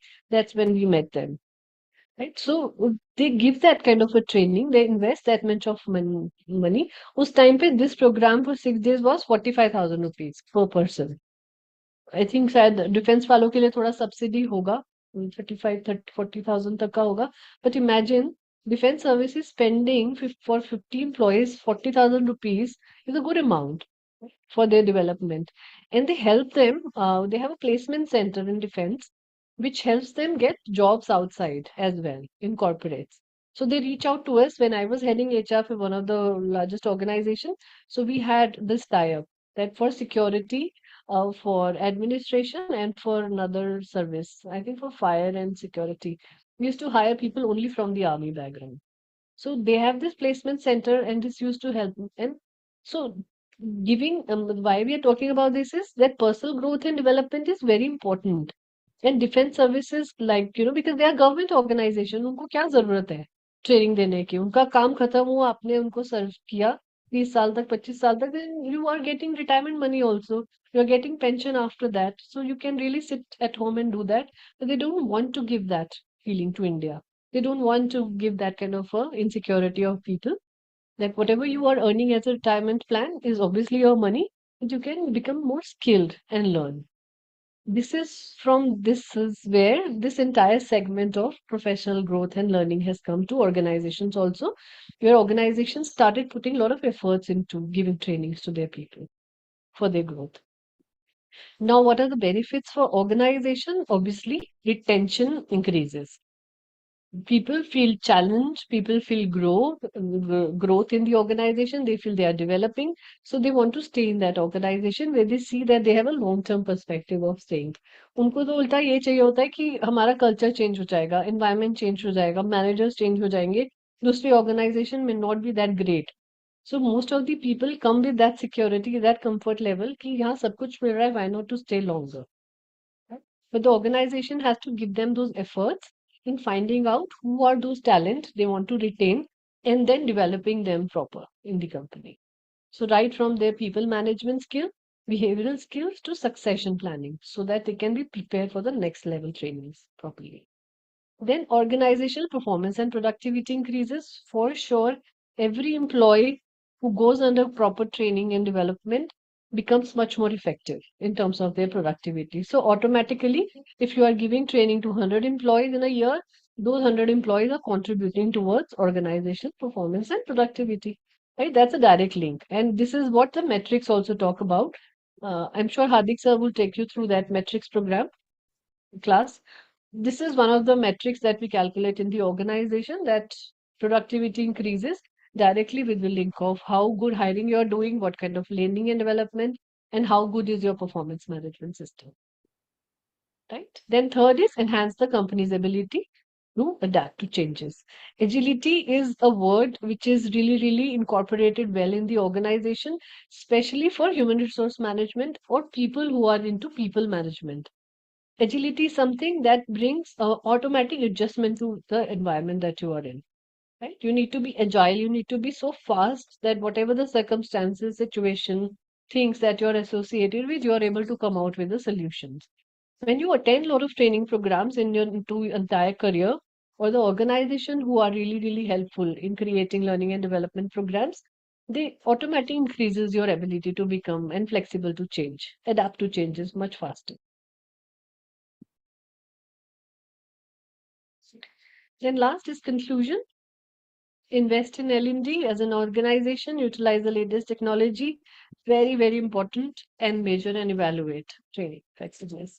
So being a trainer, I started my training career from 12 years onwards when I was full-time job also. And trust me, a very less organization even today do the effectiveness. This measure and evaluate doesn't happen. And they don't know. You ask the organization what is the result of one trainee program in percentage, in metrics, they won't be able to tell you. Very, very few organizations really do that. And all those organizations who are doing that are the ones who are actually growing to a very, very good percentage every year in terms of their profit and profitability. Right? So that has to be done. So if you want to create a career in learning and development, or you want to get associated somewhere, always ensure that you are measuring and evaluating the people under you, how they have shown the change after training program. Right? That's the key takeaway. I wanted to show you this slide of, sorry, this is a different font because I just incorporated at the end the popular LMS and integration system. So these are famous ones which are available in the market, which is Moodle, very popular. Then Canvas is another one. Then Blackboard Learn is another tool which is available. Organizations can just buy it and you can then customize it as per your requirements and needs. And Schoolology. So these are just 4 I have given you as an example. There are many more. Right? So these are very popular, and Moodle and Canvas are very old also. First ones to start it with LMS system.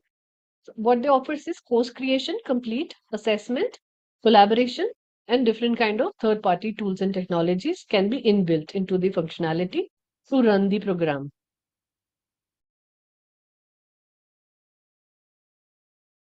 Right? Then Canvas is also similar. It's cloud-based. So all the information and everything that you are utilizing or putting in, it is basically saved on a cloud. And then from there, you can really pick up whatever you want to do it in mobile. Suppose, you want to train your people on an app, you can create an app and give them that. Right. So we created, we not directly created, we got it done for an organization from a technology company. What they created was an app purely for onboarding people. So when an employee onboards, because they used to hire people in bulk, 100 people at one go, 50 people at one go, and training them on the job was becoming very difficult. So we gave them this idea that why not to create an LMS tool where people can learn at their own paces. So on onboarding, generally, what are the things that you tell? You tell the company history, you tell them why the company started, what are the objectives of companies, what are the good HR policies for people to know about, and what is their key job responsibilities and key people they have to meet in the organization, right? Largely, these are the things we give them in onboarding. So now all these things, you don't really need a people intervention in that. You don't need an Anjan to stay and give them this training every time when a new joinee is coming, right? What you can do is maybe whatever Anjan knows, his subject matter knowledge goes into that LMS. It's on mobile, like in any other app. You check, I want to know HR policies of this company, you can check the HR policies. You want to check history of the company, what is the vision of the owners, why they started this company, what are the changes incorporated in last 10 years, 15 years of their existence, everything is there, right? So you can learn at your own pace, you can learn as and when you require. And then as an HR, how you can check whether they have learned all these things or not, you give them a quiz program at the end of it, ask them questions, and if they are not able to score more than 8 out of 10 in the quiz program, you ask them to repeat the course once again. So it's very simple and easy. This is how the evaluation effectiveness comes automatically. या तो question paper बना दो या quiz बना दो, whatever, and then you check whether these people have actually learned or not, and there is no way of going back and see whether they can cheat or not. Simple. Okay. So this is how this particular programs can be learned. Similarly, for Blackboard Learn and Schoology, Schoology is a lot of time used in corporate trainings and school trainings also we have used it. So they have a program automatically, they have incorporated certain programs in Schoology, and the content, you can also make flexible content, plus their own content is very good. Then assignments, then assessments and communication. Assignments are there, so such great good assignments are there which can be used for people of, I mean, for right from LKG to the people who are in class 12 standard. Depending upon their age group, they have created examples like that, and in a very humorous way. So different kind of humor is there, fun parts, learning through doing, so all those experiential things they have incorporated into that. Right. And the best part is it is customizable. So you want to utilize it, you can put it in your organization, customize it as per your requirement, and then just create it and start delivering the lectures. Simple. Right. So these are simple tools that is there. There is one case study also I wanted to show. Just give me one sec.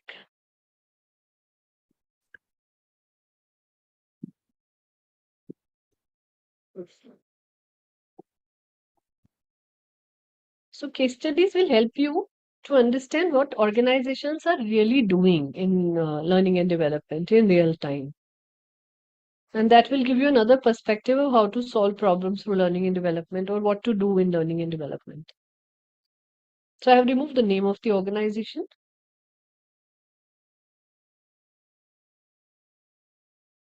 Okay. So this is not for you to just learn. You don't have to really do something out of it. So just read it and ask questions if you have. I'm going to share it in the group as well. So it talks about the challenges, what this organization faced in terms of training methods, personalization, digital learning, and then the solution they incorporated.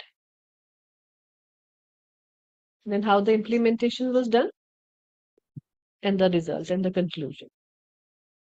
Right? And this is for a very large organization. Unfortunately, they did not allow us to use that their name. So that is the reason I have to remove that name from here.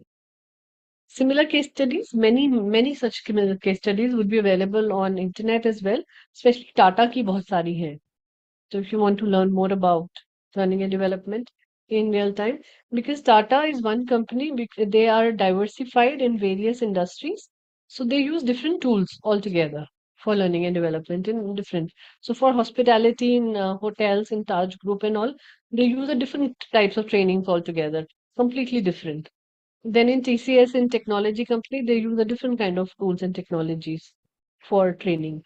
So bandwidth is such large because of their presence in different industries that you can actually learn. अब टाटा कोई अच्छे से पढ़ लो पूरा, laws भी उन्होंने शुरू करे थे इंडिया में, HRM में.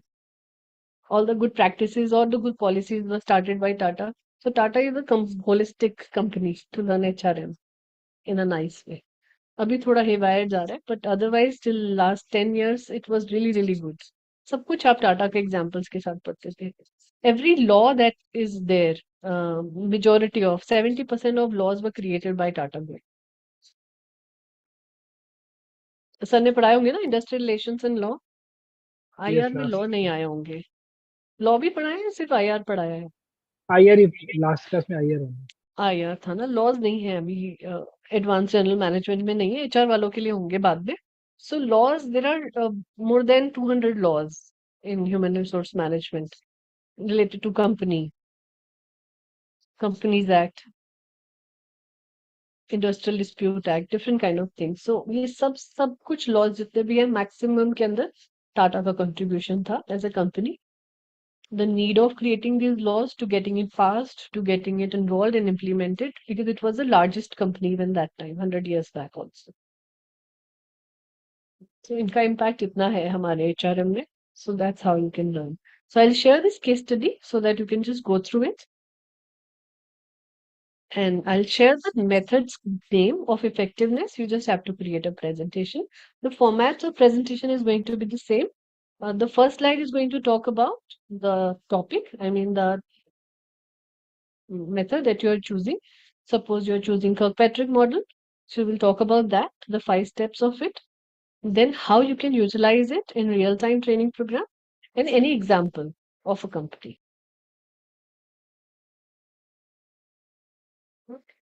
If you want to create a good career in any field that you are joining, or you are want to grow into, make research as an important part of your learning. Because the more you will research, it's not just copying and seeing what is going on. It is learning and getting inspired by different things.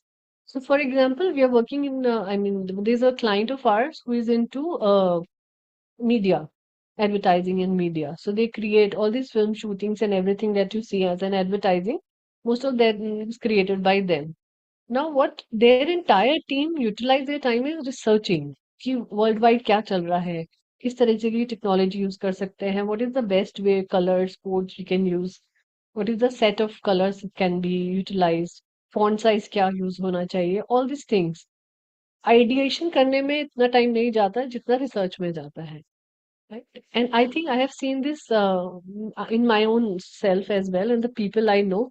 The more you research about for a topic, the more you will be able to grasp it, various aspects. Suppose if we don't teach you AI in HR and we skip it out completely, so you will never be able to get to know about it. Then your own pace and उसमें जब भी पता चलेगा, जब भी मजबूरी में करना पड़ेगा organization के अंदर AI, क्योंकि is getting involved everywhere, तब होगा. But we are trying to incorporate in our course here in YSI purely because you get at least an idea that this is how the systems are changing. And this is how you can incorporate different things. Right, next to SME on learning and development, there is just one topic which is left. One is effectiveness for sure, and another one is designing the program. So I'll just take you through how to design the programs in details so that if you are planning to deliver a training program or create it for your own organization, how you can really create it. Right? And then we'll move to strategic HRM. Perfect. Any questions in today's class? Whether you are ready for the presentation, you want to give it, or you want to move it to the next class? I am ready. I mean, I can try. My laptop is working a little weird, but I can give it a try. Am I audible, by the way? Yes, you are audible. Sure, you Okay, can try. Not an issue. just 1 second. I'll just share my I'll just document. stop sharing.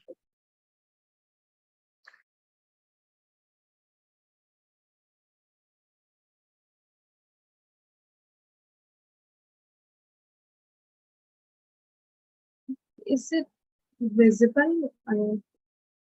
No, not yet. It's loading. I am so sorry. I mean, this is so embarrassing. I was so ready with it, but my No laptop worries. is You want to share it just. to me on WhatsApp? Share it and I'll put it here. I'll just share it with you. I think your network is slow. That's why it's not able to. Yeah, it works fine on my phone. I don't know why it is working like this on the Yeah, I got laptop. yours. But is it visible on screen? I mean, I think it is. No, we can just see that you are trying to share your screen, but nothing on the screen. I think it's a It's network just, issue. yeah, so maybe it's just loading. No worries, let me play. Not an issue. You can just give presentation.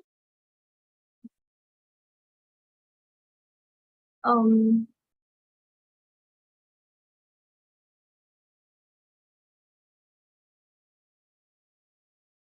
Stop sharing the screen. Then so I'll that I can just do. I'll just do that 1 second. I'm just trying to.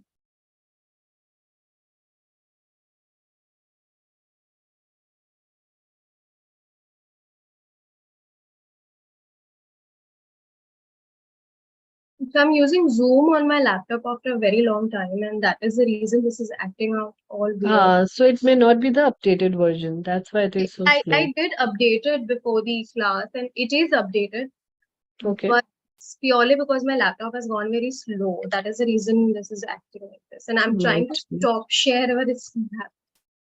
No worries, I'll do this. Yeah. You can see the screen? No, I mean it's all hanged up. My laptop is. No, my screen. I have shared it Yeah. on my screen. You guys can Nahi, screen.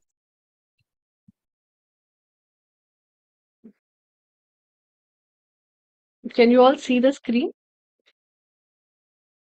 My screen. I have shared her Yes, presentation. yes, we can see this. Okay. So now you can start, Vaidehi. Yeah. I'm sharing your Yeah, just presentation on that. 1 second. 1 second, because what has happened is मेरा screen freeze हो गया है, so I'm not able to see anything. Okay. मतलब मेरा screen totally freeze हो गया. Let me just switch this off some way, and we can just.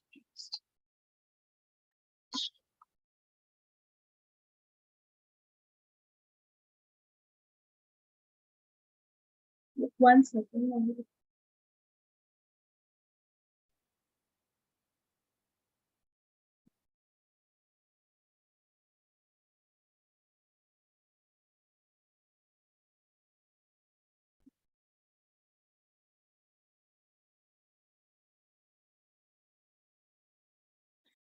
Hmm.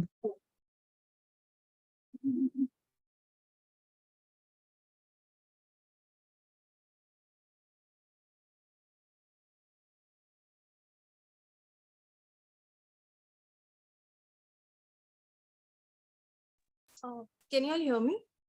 Yeah, we can. Okay. If you could just put it in a slideshow mode, then I'll be able to. I'll do that. So I've finally given up on my laptop and I've connected from my phone because it just got stuck. Sure, no problems. You just need to click. You need to click and this Yeah. will work. First of all, I'm very sorry, all of you. I was trying to connect from my laptop and it didn't work out. Thank you so much for bearing with me and thank you so much for the patience. I'll start with my topic, the balance scorecard. The balanced scorecard is a strategic performance management framework that helps organization or personnel to translate their vision and strategy into actionable objectives and measures. As it was mentioned by Anjan, it was developed by Robert Kaplan and David Norton in the early 1990s. When I was going through the balanced scorecard and when I was studying it, I got to know that you don't only make it for organizations, but you also make it for your own self. So that is what I was quite impressed that okay, this can help you in your own journey. Sorry, one second.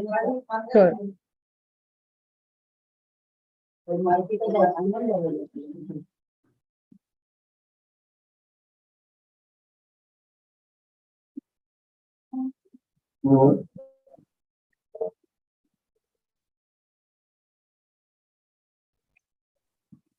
Hello, I'm sorry. No So problem. Start. that is what I was talking about. So when I did my deep study on balanced scorecard, it come to my surprise that you can also make it for your own self. So can we go on to the next slide, please?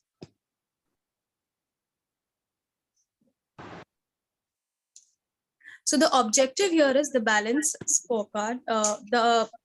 The concept behind the balance scorecard is to provide a comprehensive view of an organization's performance beyond just financial metrics. It incorporates a balanced set of performance indicators across 4 perspectives. So there are 4 perspectives within which the balance scorecard is being presented. The first is financial perspective. That focuses on traditional financial metrics such as revenue growth, profitable return on investment, profitability, return on investment, and cost reduction. These indicators help measure the organization's financial health and success. Customer perspective, this helps in importance of meeting and exceeding customer expectation. Matrix may include customer satisfaction, retention, market share, and also satisfaction of the customers. Integral process perspective, this is the third perspective, which assesses the efficiency and effectiveness of the organization's internal process. It looks at areas such as production processes, product service quality, innovation, and cycle times. And the last one is learning and development. So yes, learning and growth perspective, this perspective examines the organization or your own self's ability to learn, innovate, and develop its human capital and infrastructure. Matrix could also include employee satisfaction, employee training, technology adoption, and organization culture. Continuous learning and improvement enable long-term sustainability. So these are the 4 perspectives which we can also inculcate our own self when we make our own balanced scorecard and also for our organization. The methods which include, there are several methods which when I was going through the methods, there were so many methods which we can, develop and deploy for our organization. But these are the 6 most important, methods which I found are very crucial and very important, which is define vision, mission, and strategy. Every company has vision and mission. Without vision and mission, no company would, work. So define vision, mission, and strategy. To begin by clarifying the vision and mission, then develop a clear and actionable strategy that aligns with the vision and outlines the key initiative needed to achieve strategic objectives. Identify key perspectives. So our key perspectives are what we did in the last slide, and then determine the critical perspective that are needed to be considered while measuring the performance of personnel or an organization comprehensively. Set strategic objectives, which each perspective, within each perspective, establish specific and measurable strategic objectives that support the organization or personnel strategy. Develop key performance indicators. KPIs are what we hear a lot in past few years, what I have come across, because I've been into this industry. I've been working from past 7 years, and I have heard about KPI just from past 2-3 years. So for each strategic objective, identify key performance indicators that will measure progress and success, which is very true. Monitor and review, regularly monitor the performance against the established KPI and targets. and conduct periodic reviews to assess progress, identify areas needing improvement. Create a strategic map, conduct a strategic map or strategy map that visually depicts the cause and effect relationship between the objective, perspective, and initiative. So it basically tells you to make, so it basically means we should make a map which we can know what are the pros and cons, like what are the pros and what are the flip sides of the relationship between the objectives, perspectives, and initiatives. Next slide, please. Next slide. Thank you. Example. When it came upon giving an example, I thought of, having a personal example rather than having a company example, because company examples, organization examples are what we keep on hearing. So when an example came to my mind, I gave an example of a training manager. For example, I am working as an assistant training manager in a company. So what would be my balance scorecard? So a balance scorecard for a training manager is performance management tool that outlines the key objectives and performance indicators specific to their role. So it is not only about training manager, it can be for anyone, like for sales representative, or if a person is working in marketing, social media representative. So this scorecard can be made for anybody, but depending upon their role. So if it is on a training manager, then financial perspective should be optimized training budget utilization. So for example, my KPI would be training budget versus actual expenditure. So like ma'am, you just explained us that most of the companies don't really, fund the training because they might not have, made a proper budgeting out of it.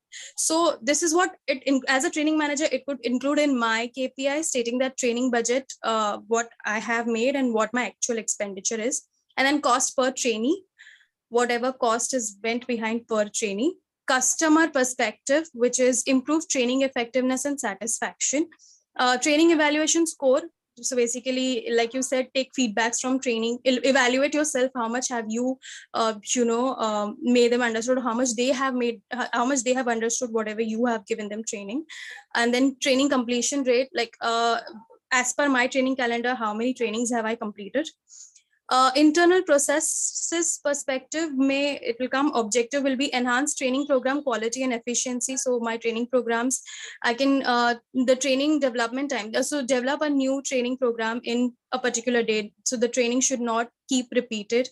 The training should not be repeated. We can make new topics in particular days time frame. Training delivery time, complete scheduled training on time. So if a training has been scheduled, it has to be completed in time. Learning and growth perspective. So here it will come my own learning and growth perspective, like as a training manager, what certification I obtain within a particular time for my own growth. And then employee feedback on training manager. So then get a feedback from the trainees that how positively my trainings have affected them. So this is what I have understood as balance scorecard. Thank you. Yeah, good job done. Thank you. Very nice, especially the last slide examples. Very, very nicely given. And it's not just about you, it was basically for a role of a training manager. You tried to incorporate those examples. So Yeah. really, really helpful. I guess, this is what I wanted to showcase. And that was the expectation from everybody. Maybe from next time onwards to try and use examples. What examples like I give you, I think, 3, 4 examples. Not everything is written down, but because we are recording these sessions, so I'll just try as much as examples we can talk about so that it can help you understand the practical aspects of Correct. how organizations are actually utilizing these particular things. Because everything, like people say in HR, what is scientific? It is all about people. But understanding a human mind is a complex thing, some the most complex. And without having scientific knowledge of this psychology, you cannot really get to know about various aspects of people management as well. So it's a mixture of science, art, and creativity that we are trying to bring in from YSI, this particular course. So more example you talk about different industry altogether, you will be able to learn from those things much quicker. Yes. So good job done, Vaidik. Thank you. Yeah. Very impressive work, all of you. I'm not sure how many times you have already done the presentation, but from these classes' point of view, even if it was your first presentation, it was a very good effort. So good work done. I have already shared the next week's assignment and I have allocated which person is going to use which method. Other than all of you, if you're somebody is joining the classes next week, we will give them, they can pick up any topic, not an issue.